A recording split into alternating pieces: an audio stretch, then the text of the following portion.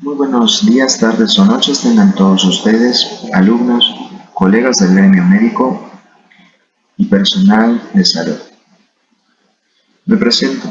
Soy el doctor Aldair Felipe López, ¿sí? Médico docente de la universidad y por parte del mismo Colegio de Estudios Superiores del Estado de Oaxaca. Les doy la más cordial bienvenida a esta clase, ¿sí? Que con mucho ímpetu hemos eh, realizado, ¿sí? Para que se pueda entender, para que se pueda sacar la mayor información necesaria. Soy el doctor Aldair Felipe López, ¿sí? Médico docente de la asignatura propedéutica médica y fisiopatología. Licenciatura médico cirujano y partero, quinto semestre, grupo A de UNAM. Bien, vamos a revisar este bonito tema, ¿sí? Es el tema de leucemias. Uno de los temas más bonitos, si me lo permiten comentarlo. ¿Y por qué digo o a qué me refiero con esto? Me refiero a que no solamente se van a relacionar con materias como hematología o medicina interna, sino también podemos hablar o vamos a tratar de abordar temas de medicina general. Esto debido a que vamos a revisar datos epidemiológicos, la clínica, diagnósticos, clasificaciones, para poder llegar a un diagnóstico final.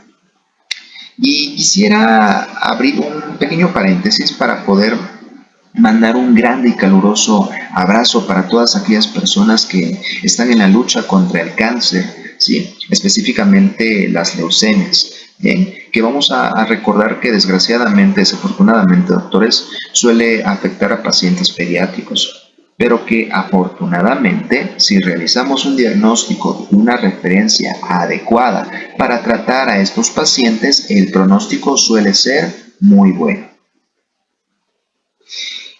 Y continuando, doctores, si recordamos, muchos de nosotros elegimos estudiar esta hermosa profesión para poder ayudar a los demás. Así que no nos olvidemos de eso. Y bien, con esto cierro el paréntesis y damos inicio a esta clase, en donde, doctores, vamos a recordar que la clave para el diagnóstico va a ser el contexto epidemiológico de este mismo. Si estamos ante un paciente pediátrico o ante un adulto, ¿sí? Y eso sería lo primero que me gustaría, ¿sale? Que buscáramos, que partiéramos de allí, ¿sale? ¿Por qué razón? Porque a partir de allí vamos a poder hacer el diferencial o podemos identificar puntos clave para el diagnóstico, ¿sí? De cada tipo de leucemias. Entonces, vamos a iniciar, ¿sí? Con el tema de, pues, como ya les había comentado, las leucemias, ¿no? Las leucemias agudas, que por mucho van a ser los temas más importantes, ¿sí? Aquí vamos a tener las leucemias, ¿sí? Tipo LMA y LLA, ¿bien? Donde vamos a recordar que las leucemias del tipo LMA van a ser las leucemias mieloides agudas. Y las de otro tipo, que son las LLA, ¿sí? Van a ser las leucemias linfoides agudas. Bien, entonces, en donde vamos a encontrar, ¿sí? Una transformación maligna de células hematopoyéticas pluripotenciales o de sus progenitoras. Entiéndase, doctores, por células pluripotenciales, ¿sí? Van a ser estas células que pueden, yo las asemejo como este eslogan, ¿no? De una muñeca que es para chicas, la muñeca Barbie, ¿no? Sé lo que tú quieras hacer. Estas células pluripotenciales van a ser todas las células madre que tengan la capacidad de poder diferenciarse en cualquier tipo de célula del organismo que ellas deseen. Entonces, entendido esto, doctores, ¿sí? Vamos a tener que aquí las partes más importantes, y quiero que presten atención, es la proliferación, y el crecimiento incontrolado de estas células que van a ser inmaduras, ya sean células linfoides o células mieloides. Y entiéndase, doctores, por linfoide a todo lo relacionado con los linfocitos, en específico las células del tipo T, los linfocitos tipo B y las NK, que vamos a recordar que son las propias natural killer. Y si hablamos, por otra parte, de una estirpe mieloide, quiere decir que generará células inmaduras, llámese plaquetas, glóbulos rojos y glóbulos blancos, ¿no? Bien. Entonces, algo importante de aquí, doctores, es que para el diagnóstico necesitamos un aspirado de médula ósea, en donde debemos encontrar más del 20% de blastos, y por eso aquí lo tengo subrayado, ¿sí? De color amarillo para que sea un poco más fácil de identificar. Bien, entonces, vamos a tener que más del 20% de blastos, ¿va? Sin embargo, tenemos una guía de práctica clínica en donde nos dice que para el diagnóstico de la LLA, que vuelvo a repetir, hablamos de una leucemia, ¿sí?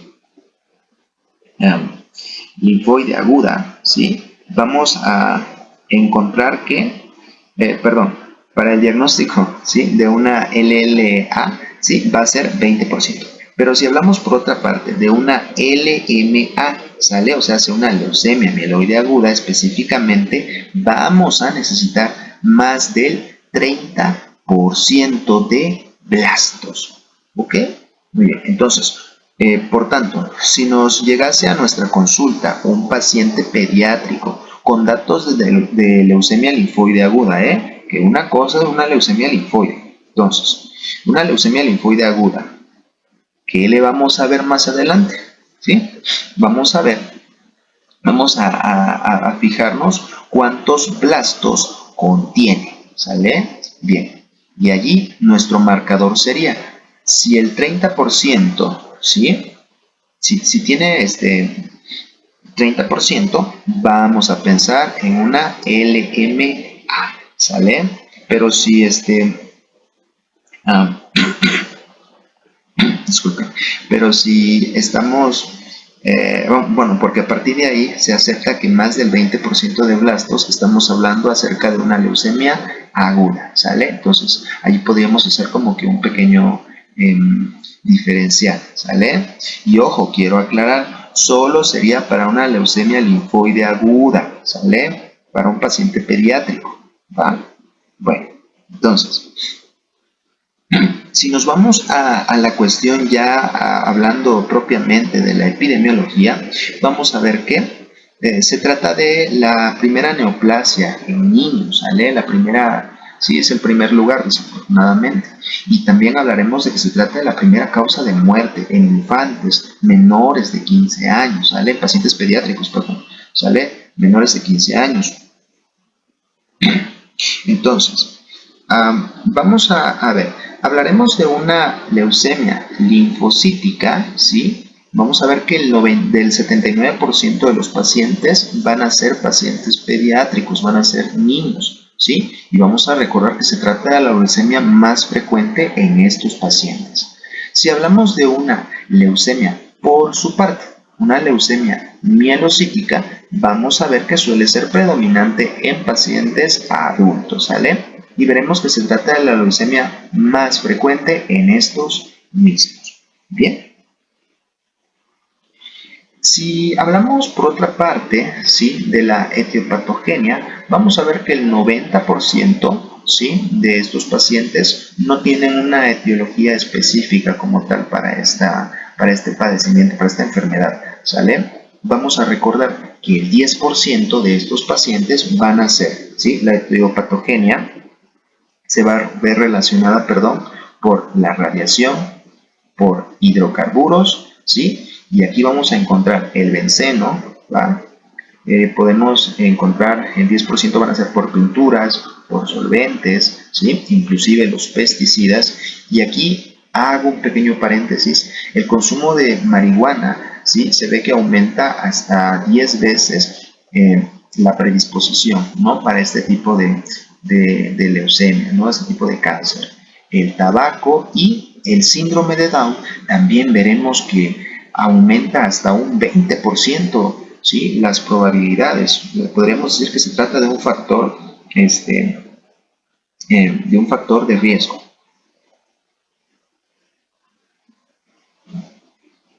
Bien, pasamos con la clínica, la cual se caracteriza por ser un síndrome infiltrativo, ¿va? Ahora bien, estos síndromes infiltrativos como tal nos pueden orientar a una leucemia linfoide aguda o una leucemia mieloide aguda, dependiendo de lo que encontremos. Y aquí algo que se me hizo muy interesante anexar es que dentro de los síndromes infiltrativos vamos a encontrar, podemos identificar el síndrome anémico. Bien, el síndrome anémico vamos a ver que se va a caracterizar principalmente por palidez, por astenia, por adinamia, disnea y, claro que sí, palpitaciones. Parte de estos síndromes vamos a hallar también el síndrome infeccioso. El síndrome infeccioso, por su parte, se va a caracterizar principalmente por fiebre e infecciones. Pero estas infecciones, doctores, suelen ser infecciones recurrentes y suelen ser infecciones, inclusive pueden ser oportunistas, ¿no? Porque vamos a recordar que el sistema inmunológico suele estar deficiente, si lo queremos ver desde ese punto de vista. Bien. Podemos encontrar también, doctores, un síndrome purpúrico. Bien, en cuanto al síndrome purpúrico, vamos a identificar principalmente petequias, equimosis e inclusive hemorragias, ¿sí? Y ahora sí, si hablamos del síndrome infiltrativo, que no me vayan a malinterpretar, doctores. Cuando hablamos de la clínica, principalmente la clínica más predominante va a ser van a ser los síndromes infiltrativos. Y cuando hablamos de la clínica con una predisposición a un síndrome infiltrativo, vamos a encontrar principalmente que el paciente va a presentar dolor óseo, ¿sale? Estos pacientitos suelen llegar a la consulta porque pues no quieren correr, no quieren jugar, no quieren hacer nada y refieren mucho dolor en las articulaciones, ¿sí? Pero principalmente en las rodillas, ¿va? Eso es un dato muy importante que hay que tomar en cuenta, ¿bien? ¿Por qué razón? Recuerdo que cuando yo estaba en la facultad, una maestra, ¿sí? Una doctora, ¿sí? Una pediatra nos decía, una de las reglas en pediatría es, niño que no esté inquieto es un niño que está enfermo. Los niños tienen que ser inquietos, los niños tienen que ser traviesos, ¿sí? Tienen son curiosos por naturaleza, ¿sale? Un niño que esté quieto está enfermo, ¿va? Entonces, también es muy frecuente, doctores, encontrar adenopatías, ¿sí? Estos niños ahora sí que la mamá sí puede decir, pues doctor, fíjese que mi niño estaba bien, lo mandé a dormir y de repente, ¡pum!, le apareció una bola, doctor. O fíjese, doctor, que de repente le empezó a salir una bola o siento que aquí donde está la papada, así lo suelen mencionar algunas madres. Aquí en su papada, como que le empezó a salir una bola, doctor, ¿sale? Y uno inclusive como médico general, pues piensa, no, a lo mejor pueden ser paperas, ¿no? O algo así por el estilo, pero no hay que pasar por alto este tipo de enfermedades, doctores. ¿Sí? Entonces, adenopatías, ¿sí? Podemos encontrar la hepatoesplenomegalia inclusive, doctores. ¿Sale? Inclusive podemos encontrar una afección en el sistema nervioso central. Por eso, vemos ahora, doctores, cómo la clínica de estos pacientes suele ser inclusive un poco difusa, pero muy aparatosa. Muy bien, entonces, bueno, lógicamente, en base a la clínica nos va a poder orientar, ¿sí? Si hablamos de un LLA o hablamos por su parte de una LMA, ¿va? Bien, entonces, aquí tenemos una radiografía, doctores, ¿sí? Y coloqué esta radiografía principalmente para que quede claro. Miren, si encontramos un tumor en mediastino, ¿sí? Hay que sospechar de una estirpe T. Lógicamente en el contexto de una leucemia, ¿sí? Linfoide aguda, ¿sí? Que es esta que tenemos acá. Por otra parte, si encontramos una infiltración, doctores, ¿sí? Una infiltración gástrica y en testículos, ¿sí? Debemos de sospechar de una estirpe B en el contexto de una leucemia linfoide aguda, ¿sale? Bien, entonces, aquí, doctores, vamos a tener este pequeño extracto de la guía de práctica clínica en la cual nos muestra parte de las evidencias. La guía de práctica clínica es muy concisa, nos dice que en una leucemia linfoide aguda las manifestaciones de infiltración más frecuentes son, principalmente vamos a identificar la hepatomegalia, ¿sí? Si recordamos nuestras clases de semiología, propedéutica, vamos a recordar que inclusive existen ciertas maniobras semiológicas, ¿sale? Para poder nosotros palpar, bien, este hígado de estos pacientes, ¿sale? La zona hepática como tal. Entonces, el 68% de estos pacientes van a presentar una hepatomegalia, ¿sí? El 63% van a presentar una esplenomegalia, ¿sí? Entiéndase por esplenomegalia por un aumento en cuanto a las dimensiones del vaso.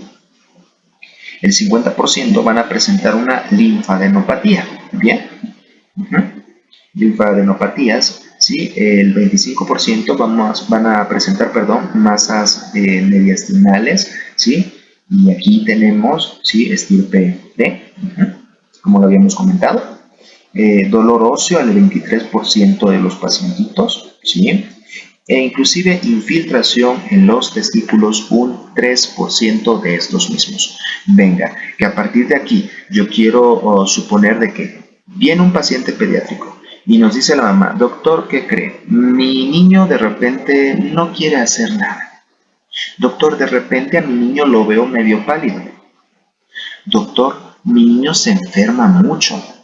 Ha tenido mucha gripe, tos. Doctor, mi niño, a partir de que tuvo gripe y tos, mi niño le empezó a salir una bola cerca del cuello, doc.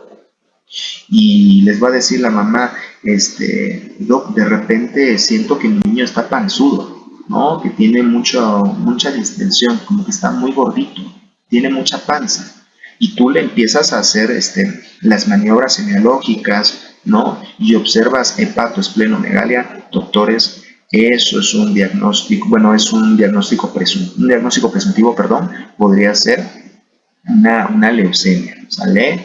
Hay que tener mucho ojo clínico con estos pacientes, ¿sí? Y sobre todo, ¿cómo le vamos a decir a los papás, no? No alarmarlos, simplemente decir que tenemos nuestras sospechas clínicas y pues que podemos solicitarles algunas baterías de estudio, ¿eh? Que vamos a ver más adelante. Entonces, eso es en cuanto a la leucemia, ¿sí? En cuanto a la leucemia linfoide aguda, ¿sale? En cuanto a la LLA. Ahora, si hablamos propiamente de la LMA, vamos a ver.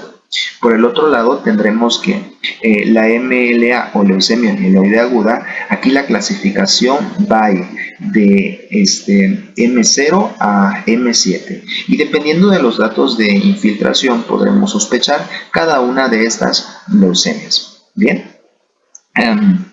Partiendo de M2, ¿sí? Vamos a identificar principalmente el sarcoma granulocítico, ¿sí? Que vamos a encontrar como lo podemos observar en esta imagen, ¿sale?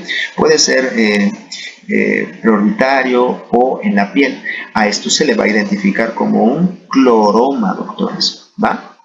Si hablamos por otra parte de M3, ¿sí? Podemos decir que suele ser una promielocítica, ¿va? En este tipo de leucemias vamos a identificar predominio, ¿sí? La hemorragia y la coagulación intravascular diseminada, ¿sale? Y en M5 vamos a ver que va a ser propio de encías, ¿vale? Bien, entonces,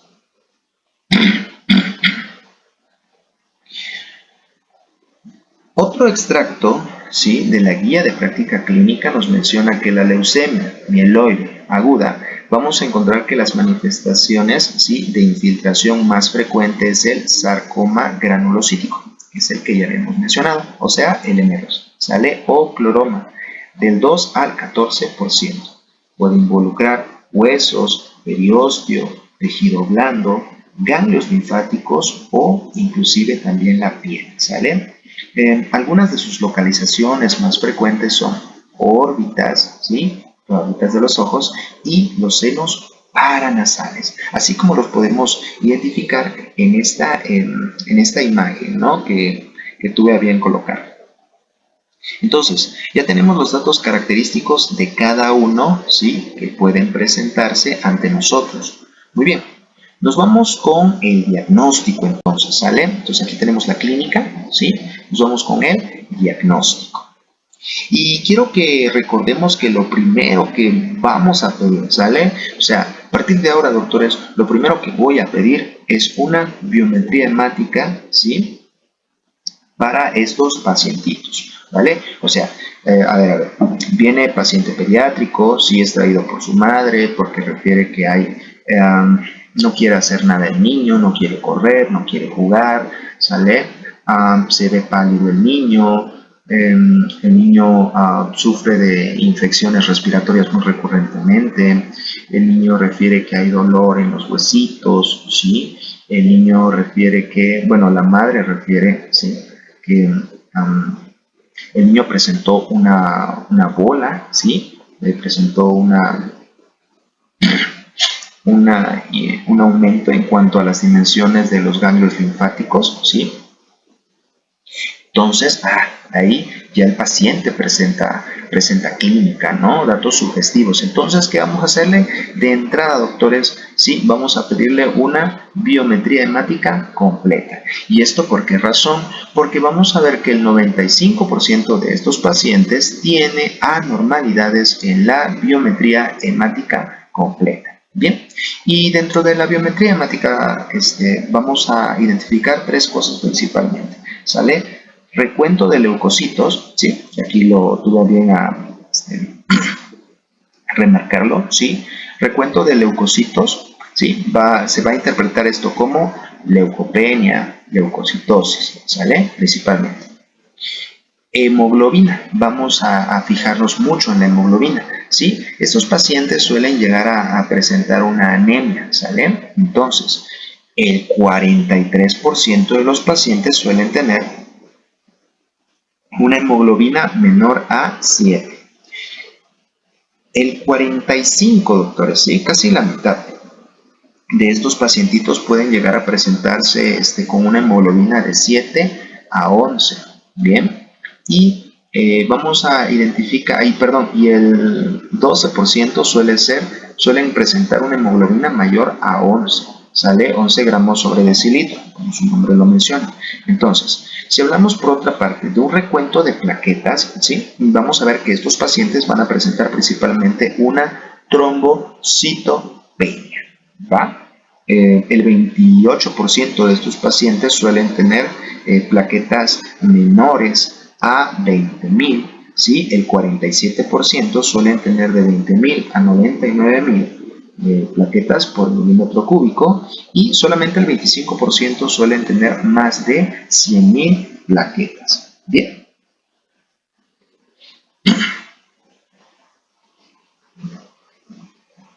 Perfecto. Pero hay que recordar, doctores, ¿sí? Que el diagnóstico de certeza, como ya vimos, va a ser con el aspirado de médula ósea, como lo podemos observar en esta imagen, ¿sale? Entonces, va a ser por el medio del aspirado de médula ósea. Nos pasamos con la punción lumbar, que debemos solicitar a todos los pacientes, ¿sí? Porque ya vimos que hasta el 10% tiene infiltración al sistema nervioso central. Vamos a recordar un poquito, ¿sí? Suelen llegar a presentar el 10%, ¿sí? Infiltración al sistema nervioso central. Entonces, vamos a solicitarle, ¿no? esa función. Entonces, y vamos a buscar, lógicamente, como ya habíamos comentado, en el líquido cefalorraquídeo, ¿sale? Vamos a buscar blastos, ¿sí? En el líquido cefalorraquídeo. Entonces, el diagnóstico, ¿sale? Si hablamos del diagnóstico de certeza, ya lo vimos, ¿sale? Para una leucemia aguda, ¿sí? Se realiza con el aspirado de médula ósea. Recomendación de la guía de práctica clínica, doctores. Dice, y vuelvo a recordar, si hablamos de una LMA, leucemia mieloide aguda, vamos a ver, si es más del 20% de mieloblastos para leucemia mieloide aguda. Si hablamos de una LLA, decimos que va a ser más de 30% de linfoblastos para una leucemia linfoblástica aguda. ¿Sale? Aquí tenemos, ¿sí? Lo que habíamos comentado al inicio de esto, de la diapositiva. ¿Sale? Bien, para que lo estoy recordando, doctores, para que me puedan seguir el hilo. ¿Sale? Yo sé que esto puede ser un poquito tedioso tal vez para algunos, pero en la repetición está la perfección, doctores. Bien, mientras más estemos repitiendo esto, más se nos va a quedar, es más fácil de entender. Muy bien, entonces, continuamos con el diagnóstico, ¿bien? Por lo tanto, vamos a encontrar, ¿sí?, alteraciones en el hemograma, ¿sale? Hasta un 95%, pero en el aspirado de médula ósea va a ser el más importante, ¿sale? Y a partir de allí vamos a poder clasificar a las leucemias, ¿sale? De acuerdo a su morfología, a su citogenética y a su inmunofenotipo, ¿sale? Bien, entonces, pero estas dos, ¿sí?, van a ser las más importantes y es a las que más me voy a enfocar, ¿sale? Bien, entonces, bueno, pero antes de eso, doctores, quiero recordarles que la tinción de mieloperoxidasa, ¿sí?, positiva, nos habla de una leucemia mieloide siempre, doctores. ¿Sale? Este tipo de tinción nos habla de una leucemia mieloide aguda. Bien, entonces, una vez ya recordado eso, vamos a ver. Ahora sí, la clasificación, ¿sale? Tendremos que para la mieloblástica vamos a encontrar de M0, ¿sí?, a M7, como ya lo habíamos comentado, ¿sale? Pero solo quiero que veamos de la M0 a la M3, porque son las más relevantes, si me lo permiten comentar. Bien, entonces, vamos a ver. Si hablamos de M0 y M1, ¿sí?, vamos a ver que van a ser, ¿sí?, mieloblásticas, ¿sale? Esta va a ser la clasificación para la mieloblástica, pero suele tener una característica inmadura, ¿sale? O sea, las células van a ser inmaduras. En cuanto a su citogenética, doctores, vamos a ver esto de acá, ¿sí?, son translocaciones, ¿sí? En el caso de una leucemia mieloblástica M0 y M1, ¿sí?, que van a tener características inmaduras, vamos a ver que va a ser el resultado, ¿sí?, de una translocación de 922. Bien.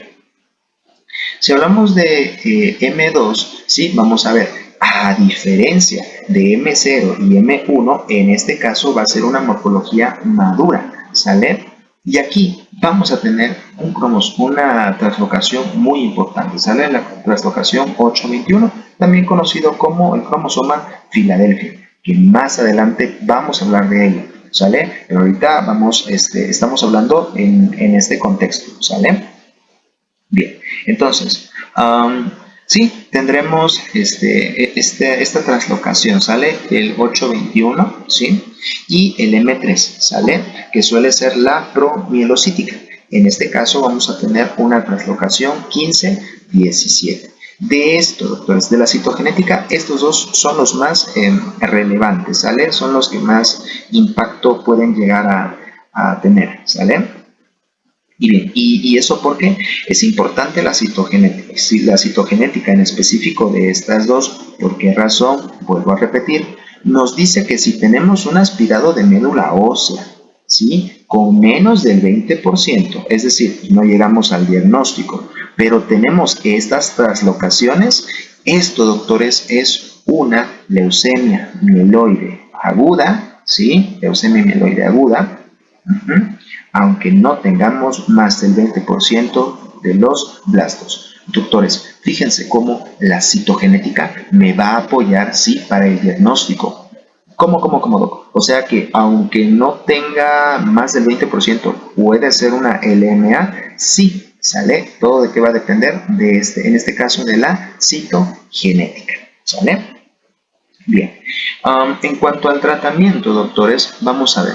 El tratamiento con inducción, vamos a poder utilizar algunos medicamentos como son la antraciclina y la citarabina. De esta, la más importante es la citarabina, ¿sale?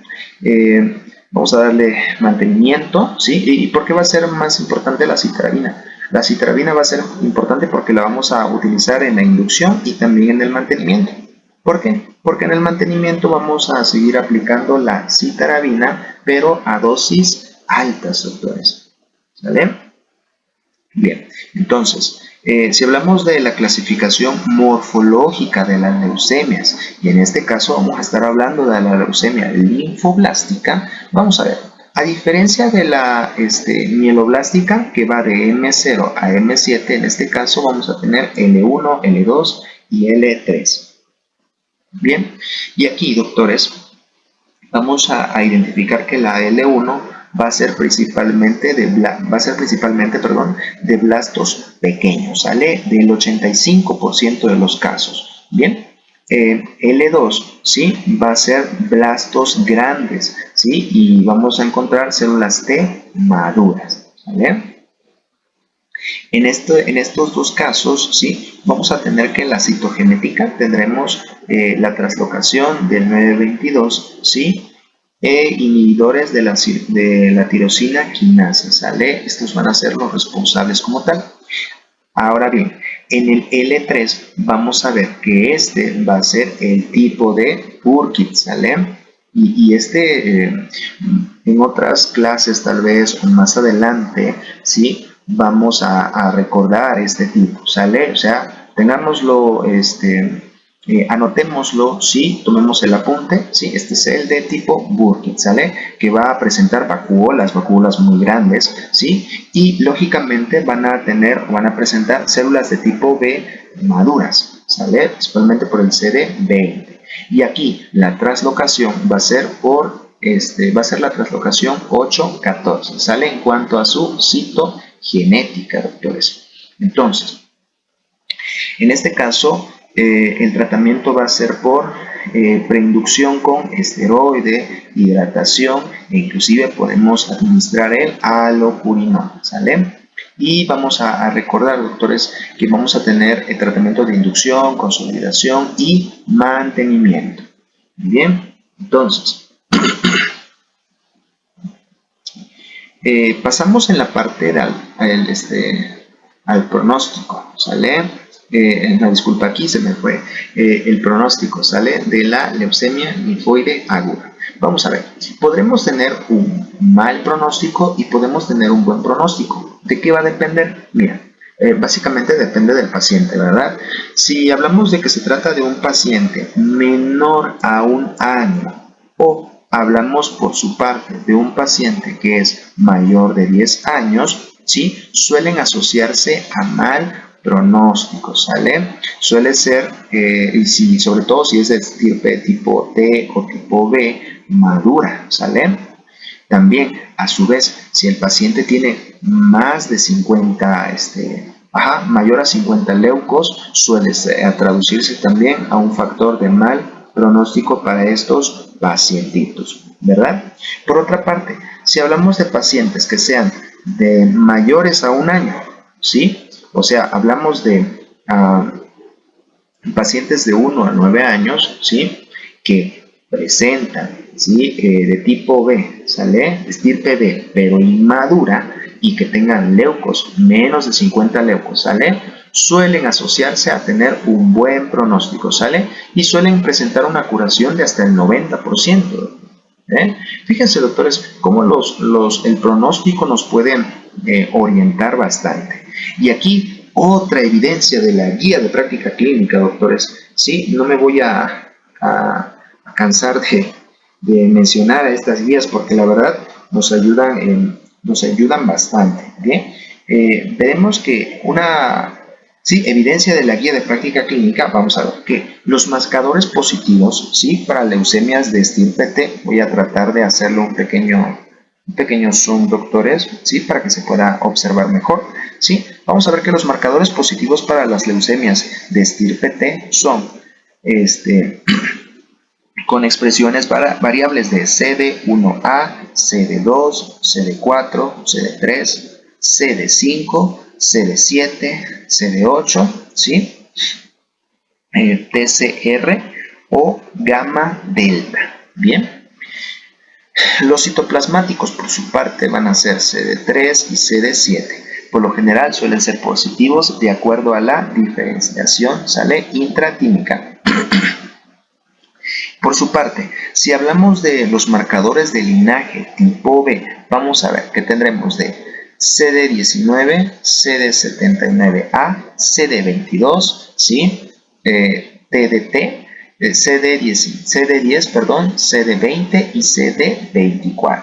Miren, si lo queremos simplificar un poco, ¿sale? Porque nosotros tratamos de que la medicina sea entendible, ¿sí? Pero que también sea un poco más digerible. Bien, los marcadores positivos para leucemias estirpe T van a ser de CD1 hasta CD10, ¿vale? O menos de CD10, es el término más adecuado, ¿va? Eso si lo quieres simplificar un poquito más. Los marcadores de linaje tipo B van a ser de CD10 hasta más de CD20. Digo, esto solamente si se quiere simplificar, perdón, un poco o si les sirve esto como que para que sea más fácil de identificar, ¿va?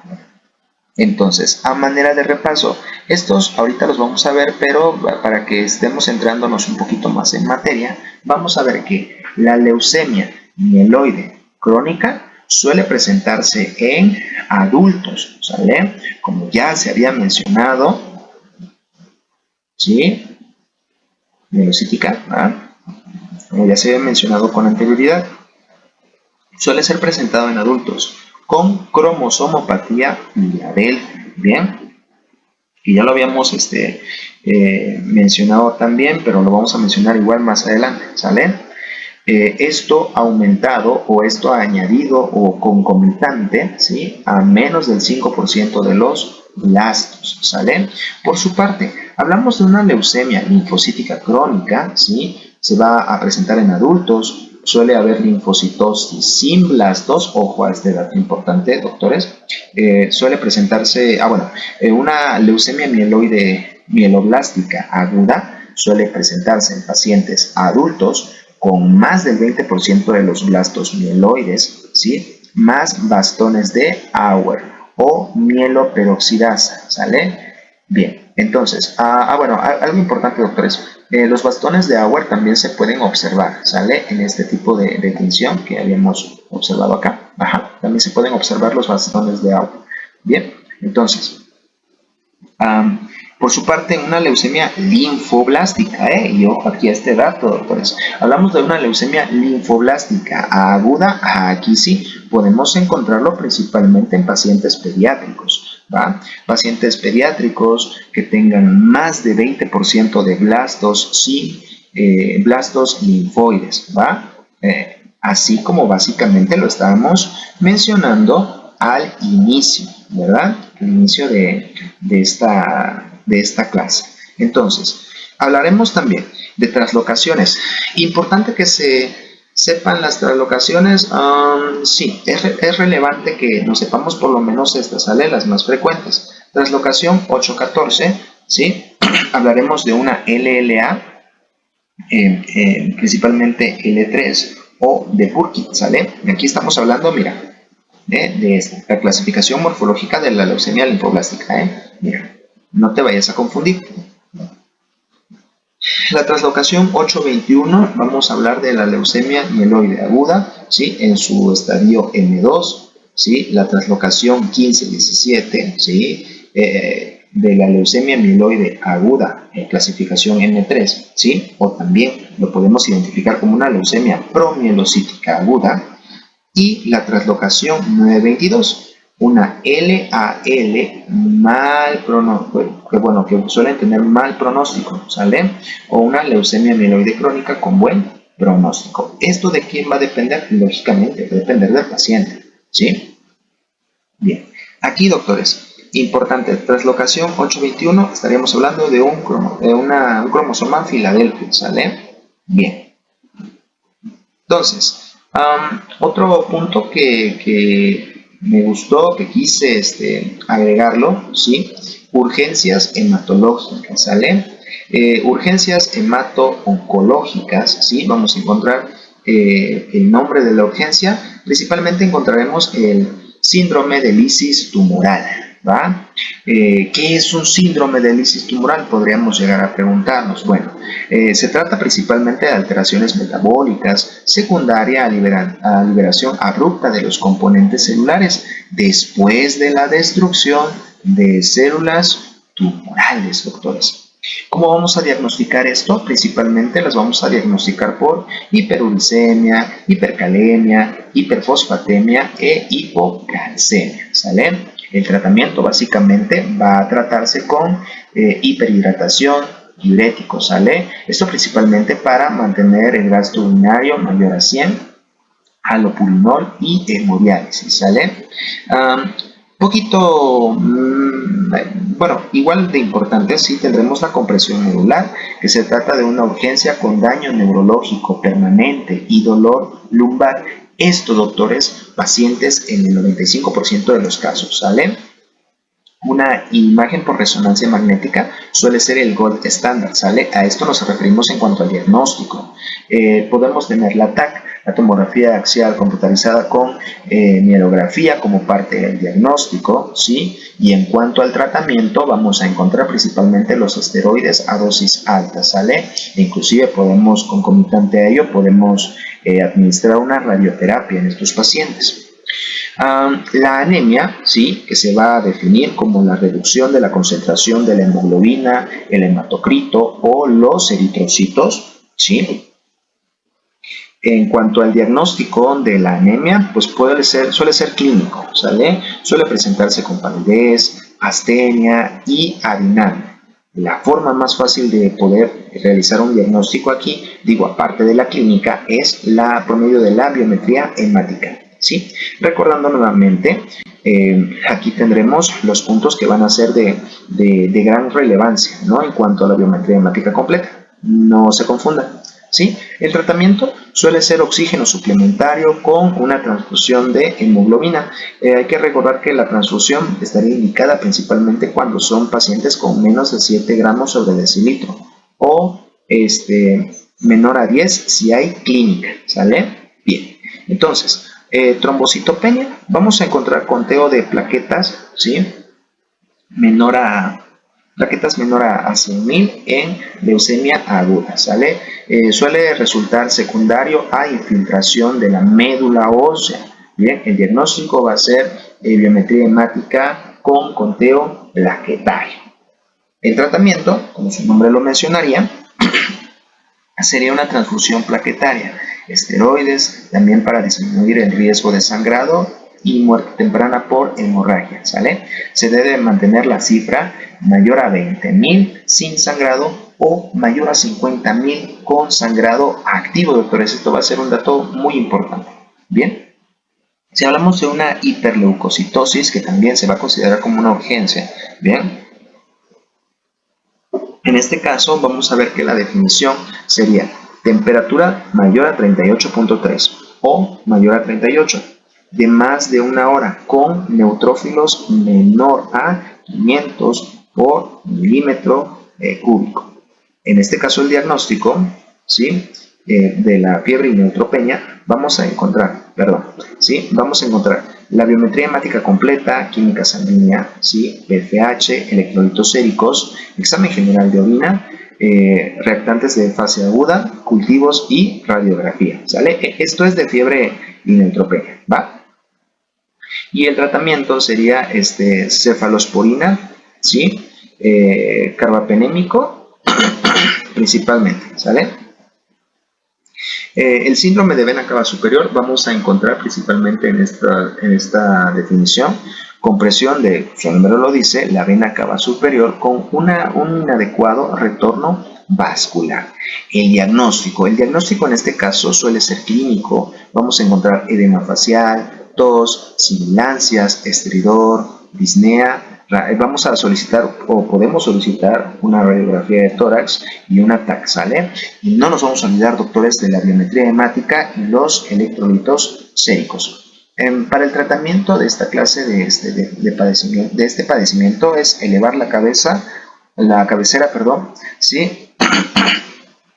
Más oxígeno suplementario, una toracocentesis y diuréticos también podrían estar indicados en estos pacientitos. Entonces, para la coagulación intravascular diseminada vamos a encontrar principalmente, ¿sí? La definición es una activación masiva de la cascada de coagulación y fibrinólisis, que esto ya se había comentado en otras clases, por tanto, me puedo saltar este pequeño paso, ¿sale?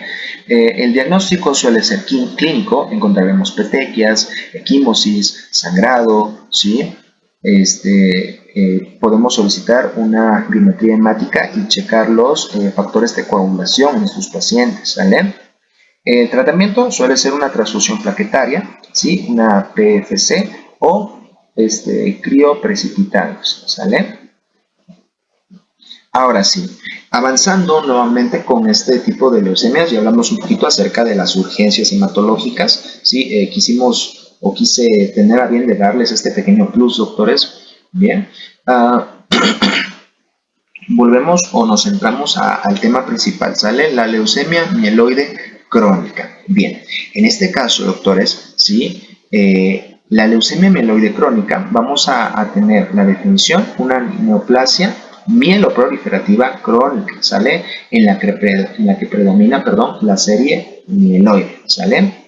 Aquí vamos a identificar la epidemiología, ¿sí? Suele ser pacientes de 50 a 60 años y suele ser principalmente adultos varones, ¿sale? En cuanto a la etiopatogenia, doctores, ¿sí? Suele presentarse en el 95% asociados a traslocación del cromosoma 922, ¿sale? También denominado cromosoma Filadelfia, ¿sale, doctores? Entonces, aquí volvemos nuevamente, ¿sí? Perdón, aquí tenía yo esta confusión, me confundí aquí, doctores. Traslocación 922, este es para el cromosoma Filadelfia, ¿sí? Discúlpenme aquí. Cromosoma Filadelfia, ¿sale? 922. Cromosoma Filadelfia. Bien, entonces, sí, suele haber esta traslocación 922. Nuevamente, doctores, cromosoma Filadelfia. Aquí tuve un pequeño detallito, ¿sí? Produce fusión del gen ADL y BCR, ¿sí? Este se le va a llamar cromosoma Filadelfia. Y aquí tenemos una imagen, ¿no? Del queso Filadelfia para que nos quede un poquito más. Bien. Entonces, si hablamos por su parte de la leucemia mieloide crónica, doctores, ¿sí? Vamos a ver. ¿Cuál va a ser la clínica de estos pacientes? Estos pacientes principalmente se va a encontrar hipermetabolismo, ¿sí? Se puede encontrar hepatoesplenomegalia y síndrome anémico, ¿sale? Eso suele ser la clínica principal de estos pacientes. Ojo al dato, doctores, que el 40% de estos pacientes suelen ser asintomáticos, mucho ojito con estos pacientes. Pueden identificarse con pérdida de peso, diaforesis, astenia y adinamia. Y aquí es un dato que pues, nos puede llegar a confundir, ¿sale? ¿Por qué? Porque si usted me habla, por ejemplo, de un paciente con pérdida de peso de forma inexplicable, que tenga diaforesis, que tenga astenia, que tenga dinamia, podríamos llegar a pensar, aparte de un cáncer, podríamos pensar de una probable una TB, ¿verdad? Entonces, hay que nada más estar pendientes en cuanto a estos datos, ¿sale? Bien, entonces, el diagnóstico.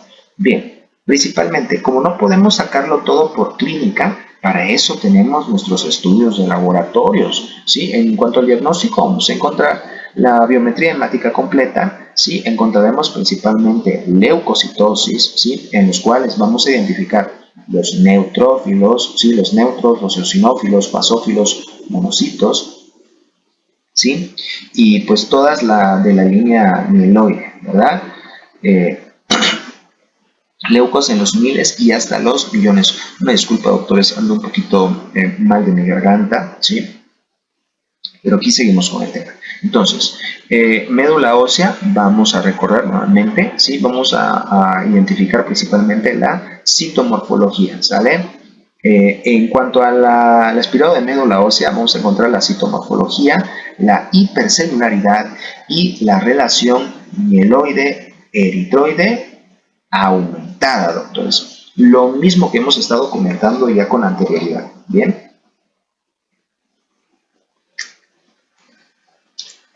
Entonces, en cuanto a la citogenética, bien, tendremos traslocación del 922, ya lo mencionamos, cromosoma Filadelfia es el 922, ¿sí? Estamos hablando de la leucemia mieloide crónica, por eso estamos hablando de este cromosoma.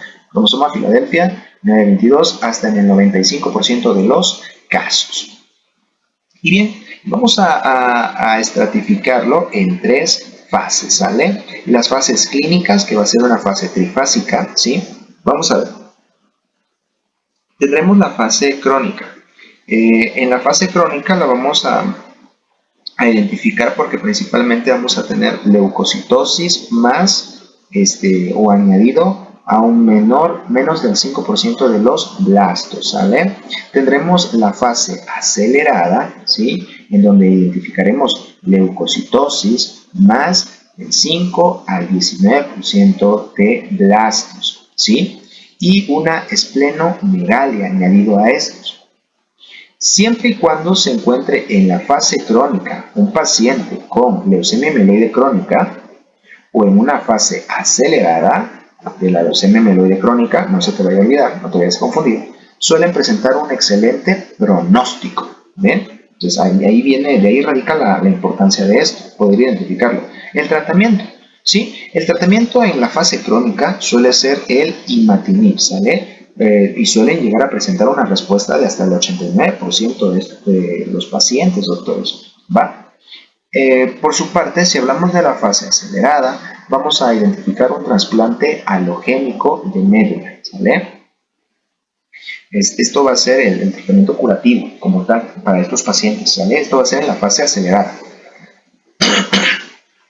Y es por eso que podemos ver que no todos los pacientes se les va a tratar de la misma forma, ¿sí? No va a ser el mismo tratamiento para estos pacientes. Entonces, ahora sí, si hablamos de la fase blástica, doctores, en la fase blástica vamos a identificar leucocitosis más mayor del 20% de los blastos de estos pacientitos. Bien, el tratamiento suele ser insatisfactorio, por razón por la cual, ¿sí?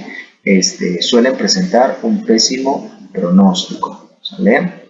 Y otro dato importante es que suele presentar una conversión a una LMA en el 85% de los casos. Bien, y ahora sí, hablaremos de la leucemia linfocítica crónica, doctores. Veremos una definición, una pequeña definición. Vemos que se trata de una neoplasia monoclonal de linfocitos B hasta en un 95% de los casos, ¿sale? Funcionalmente suele ser incompetentes. Y ojo al dato, nos referimos a que las células ya no pueden realizar la acción que deberían, por eso decimos que son incompetentes. No nos estamos refiriendo a que el paciente es incompetente, claro que no. ¿Sale? Bien, entonces, eh, quiere decir en otras palabras que los linfocitos B van a ser incompetentes, ¿ah? No van a poder realizar las acciones que deberían de hacer. Entonces, la epidemiología, ¿sale? Suele presentarse en pacientes ancianos, ¿sí? Pacientes adultos mayores, ¿sí? Mayores de 60 años. En cuanto a la etiopatogenia, vamos a ver que se trata de una etiopatogenia, desconocida. Suele ser la leucemia crónica más frecuente del adulto y por eso aquí tendremos otro dato epidemiológico de gran relevancia, doctores. ¿Sí? En la leucemia linfocítica crónica vamos a encontrar los famosos síntomas B, ¿sí? Las adenopatías y hepatoesplenomegalia van a ser datos importantes, doctores, la anemia y la trombopenia, ¿sale? Y ojo al dato porque hasta eso algunos pacientes suelen ser asintomáticos. Bien, entonces, recordando pérdida de peso, sudoración, diaforesis, pues, y fiebre, ¿a qué te suena? Ya lo habíamos mencionado con anterioridad, ¿verdad? Aquí se puede llegar ¿cómo decirlo? Podríamos llegar a confundirlo, ¿sí? Incluso, y con adenopatías, doctores, ¿eh? Inclusive podríamos confundirlo con un síndrome de inmunodeficiencia, ¿verdad? Bien, entonces, estos pacientes pueden presentar trombopenia, hipogamaglobulinemia e infecciones de repetición en etapas avanzadas. Y lógicamente, estos pacientes van a presentar infecciones de repetición. ¿Por qué razón? Porque los linfocitos B en el 95% de los casos son incompetentes. Exactamente, es por eso que por lo menos en esta patología es bastante frecuente que suelen haber infecciones de repetición, pero en etapas avanzadas, doctores. Bien. Otro dato importante va a ser la leucemia de células peludas y la tricoleucemia, ¿sale? Estas suelen ser leucemias de tipo B, ¿sí? Con leucemias tipo B, ¿sí? De células con proyecciones citoplasmáticas, ¿sale? Que suelen verse como con varios pelitos, como lo podemos observar aquí, ¿no? Bueno, ¿sí? Esplenomegalia masiva más fibrosis medular, ¿sale? En este caso le vamos a llamar una pancitopenia, ¿sale? Asociada a vasculitis y legionela, ¿vale? Pelitos así más o menos se observa. Entonces, tratamiento es igual a esplenectomía. Hay que quitar este vaso, ¿sale? Así de manera rápida. Entonces, el diagnóstico para una leucemia linfocítica crónica, vamos a ver, nuevamente, doctores, no hay pierde, tendremos los la biometría hemática, perdón, completa, la leucocitosis con linfocitos, ¿sí? Con linfocitosis absoluta, linfos en los miles de 10, 15 por 10 a la 3, ¿sí? Principalmente maduros. En médula ósea vamos a hacer el aspirado y en la citomorfología vamos a encontrar que van a ser normocelular o hipercelular, ¿sale? Con mayor de 30% en linfos. En la citogenética, doctores, vamos a ver la delección del brazo largo del cromosoma 13 principalmente. La clasificación de Ray, ¿sí? Es importante, bueno, es bueno que la sepamos. Vamos a identificar un estadio de 0 a 4, ¿sale? Características clínicas, el estadio 0, linfocitosis más de 15.000 y suele llegar a presentar una supervivencia hasta más de 10 años estos pacientitos, ¿sí? Estadio 1 suelen presentar características clínicas, adenopatías, ¿sí? Supervivencia en años, a los 7 años, ¿sí? Estadio 2, vamos a encontrar una esplenomegalia, ¿sí? Como principal característica clínica. Igual, supervivencia a los 7 años. Estadio 3, vamos a encontrar una anemia, ¿sí? Suele rondar menos de 11, 10 más o menos. Y suele, tasa de supervivencia en años de 0.75 a 4 años. Aquí hablamos ya de una esperanza de vida corta, ¿no? O menor, podríamos decir. Estadio 4 vamos a encontrar principalmente como características clínicas trombopenia, ¿sí? Menor a 100.000 y la tasa de supervivencia en años va a ser la misma que el estadio 3, ¿sale? El tratamiento. Por su parte, doctores, el tratamiento suele ser asintomático y se suele dar, estar en observación estos pacientitos, ¿sale? Cuando son asintomáticos, ¿sale? Pacientes asintomáticos. Cuando es sintomático hay que dar ya la quimioterapia, ¿va? Y listo, doctores. Ya con esto abarcaríamos los temas, los puntos más importantes, ¿sale? O más relevantes, por así decirlo. Aquí podemos encontrar las bibliografías, doctores, recordando nuevamente, como tal, la materia es acerca de la clínica propedéutica, ¿sí? Y fisiopatología médica. Bien, pero en este caso, nosotros, doctores, queremos dar un plus. Nosotros queremos ya meternos un poco, ¿sí? Entender un poco, de manera tal vez un poco resumida, ¿no? La fisiopatología, pero tratar de mezclar, ¿sale? Datos que son muy importantes, desde la epidemiología, la etiopatogenia, ¿sí? Ver por qué razón es más frecuente, ¿sí? Porque es importante entender o porque es importante saber estos datos, ¿sí? Saber cuál es la clínica que te va a venir en estos pacientes, saber cuál es el porcentaje en el cual se presentan estos pacientes. Bien, este es un tema muy bonito, doctor, este es un tema interesante y también tocamos puntos sobre los estudios de laboratorio, cómo los vamos a interpretar, qué esperamos encontrar en estos. Bien, entonces, doctores, con esto damos por terminado, ¿sí? Esta pequeña clase, doctores, que fue hecho con mucho cariño para ustedes. Espero que sea de su agrado y espero que no haya quedado dudas. Bien, se despide de usted el doctor Aldair Felipe López. Muchas gracias.